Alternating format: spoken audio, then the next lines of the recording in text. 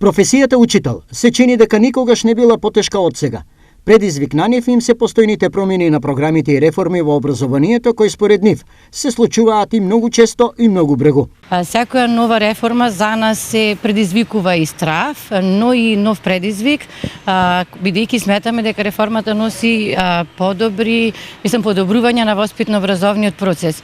Меѓутоа, наставникот, посебно деленскиот наставник, е секогаш прв во реформите и не се откажува. Значи не се откажува секогаш за добро на учениците. Од друга страна, авторитетот на учителот се помалку е важен во очите на младите генерации и ученици. Се надеваме дека постои надеж и новите генерации мислам дека успешно се носат со младите ученици, бидејќи секако дека тој генерацијски јас постои кај професорската фела, бидејќи секако повозрасните професори се помалку спретни, можеби со технологија и потешко се справуваат со овие проблеми, меѓутоа младите верувам дека успеваат да ги контролираат овие ситуации. Образованието е процес ист и во урбана и во рурална средина, но условите не се ни приближно исти. Многу голема разлика има.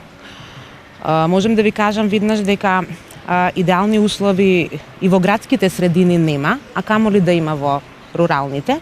Меѓутоа, се прават огромни напори тоа да се смени. Меѓутоа имаме за жал и запоставени рурални училишта на кои што допрва треба да се работи. И покрај големите предизвици од типот на реформи, намалување на бројот на ученици и опаѓање на часовите, професијата учител и понатаму останува една од најатрактивните за младите.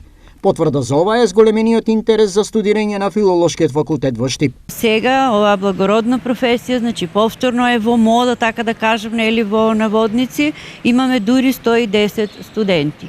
Јас мислам дека за тоа е многу битна и атмосферата и целиот кадар кој што несебично нели работи.